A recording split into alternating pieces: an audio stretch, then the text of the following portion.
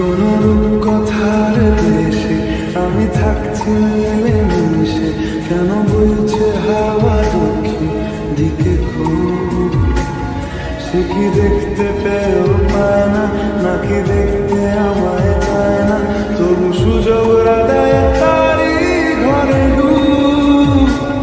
বোঝে না সে, বোঝে না, বোঝে না সে, বোঝে না, বোঝে না সে, বোঝে না, বোঝে না সে, বোঝে না, বোঝে না, বোঝে না।